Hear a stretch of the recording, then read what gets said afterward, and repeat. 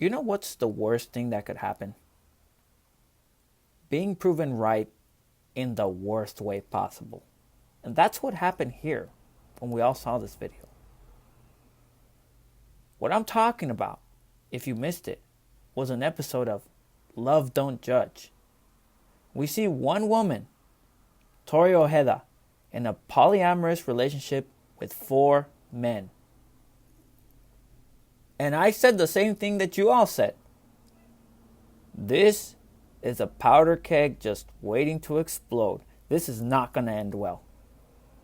I saw multiple videos, in fact, clowning on these men, and they especially went after Ethan, who was visibly bothered by everything. We were all horrified knowing that Tory was pregnant and that the child was eventually going to be brought up in this unconventional world, this unconventional relationship. But of course, the media was trying to sell to us that this was in fact the new normal. Love don't judge. We should be more open about non-nuclear families in the millennial age. Well, guess who was wrong? Because it wasn't me. And it wasn't any of you guys either. Because I saw the post on April 11th. I saw the post on social media regarding this story. And I had to go online to confirm if the story was real. And it took me a while to find out because the media had done all it could to hide this story from us. Jacksonville man jailed in abuse of 5-week-old baby. This was an article 3 weeks old. And it was hidden so well that it took us this long to find out. Now we're seeing headlines. Florida man featured in polyamorous relationship charged with child abuse. And my favorite, polyamorous man lauded by progressive media charged with violent abuse of 5-week-old baby. And the culprit of this abuse was Ethan, the man most vocal about his frustrations on the video. It turns out he's not a good babysitter. The authorities were able to come to the conclusion that the baby was attacked at least 3 times. The baby had injuries to her lungs, ribs, and as well as what the hospital staff called brain bleeds. I mean, Ethan has issues to say the least. But I'm going to explain to you why it was easy for him to do what he did. Because a lot of people are asking, well, why did he do it? You know, he's a psycho, all this. But I'm going to explain to you why he did what he did. He did it because humans, though we're more evolved than our animal counterparts, still exhibit animalistic tendencies. We've not totally domesticated ourselves of our animal instincts. In the wild, when a male hooks up with a female and the female has offspring from a different male, well, the new male kills the offspring. He does so because he doesn't want his resources going to offspring that isn't his. And although humans don't go as far as killing the offspring due to self-restraint, we're better at that. We don't kill offspring, right? We do exhibit the next best thing, which is unwarranted aggression to the child. This is where the stereotype of the evil step-parent comes from. The mate may exhibit aggression towards the child because they don't want limited resources, their limited resources, to be used for a child that isn't theirs. Ethan, by his own admission, by the way, hurt the child because he didn't want his limited resource sleep going towards a baby that wasn't his. Ethan himself told the responding detective that he was getting frustrated due to his inability to get sleep while babysitting. At some point, something happened. This was blacked out of the report. And it says that he heard a pop and the baby briefly ceased crying, then cried harder. That's what he said. These are the dangers of trying to make unconventional ways of raising children normal. See, there's this arrogance in our population that we're the first people to ever come up with the idea of polyamory. You know, this idea that we're the first people to ever try to raise kids this way. This big-headedness, this idea that we're so smart, so much smarter than our ancestors. You know, they're idiots because they never came up with this fascinating idea of fucking within a relationship and out.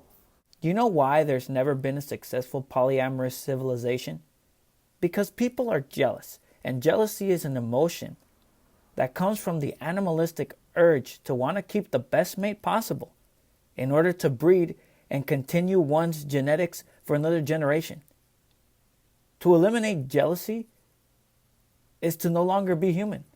Fuck all the progressives who say otherwise. If your significant other doesn't exhibit any sort of jealousy, and I'm not talking about jealousy to the point of abuse or this crazy jealousy. No, I'm just talking about normal, natural jealousy with regards to you and other people. I have news for you. They don't give a shit about you. Tory doesn't give a shit about anyone but herself. Something that Ethan had a hard time accepting. Ethan, his problem was he didn't have the balls to leave. That's why he's a beta male. And you know what? It just came in my head. Tory probably pays little to no bills. They all share a house. It's probably under her name.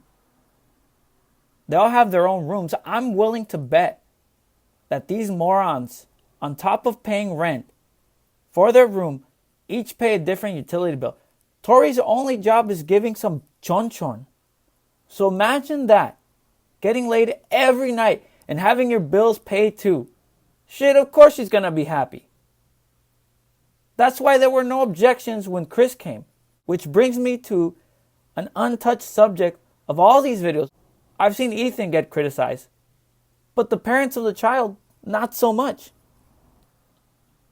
I'm just going to say it because no one else has. Tory and Chris are bad parents. A little partial to us, but I couldn't think of a better family to raise a baby in. Couldn't think of a better family to raise a baby in. Couldn't think of a better family to raise a baby in. Couldn't think of a better family to raise a baby in. And they're just as responsible for this as Ethan. You know, parents have an obligation to keep a kid safe, to give them the best life possible because, one, the child didn't ask to be born. And two, the child didn't ask to be born to them. So they have an obligation to keep their child, at the very least, safe. But, this is just an extension of Tory not giving a shit about anyone but herself. And unfortunately, that anyone includes her own child.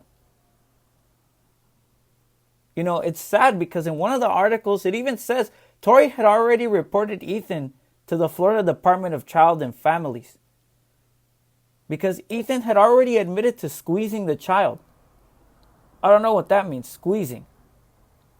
But yeah, she reported him. Don't break up with him. Don't throw him out of the house. Hell, don't even move out with the child's father. No, just stay with him. What's the worst that can happen, right? And it seems out of all the videos that I see, no one puts the blame on her or Chris. The parents. Chris, listen, you better step up because all it takes is one call to Child Protective Services from a concerned family member or neighbor about the way you guys all live, and you'll have the government up your ass trying to take your child away from you. We know Tory doesn't give a shit, but please, if you've been a pussy all your life, now's the time to grow some balls and stand up. Not for you because, fuck you, but for your child. Shit, do the right thing, dude. I really do hope that you watch this video. Okay, grow some fucking balls and do good by your child, man.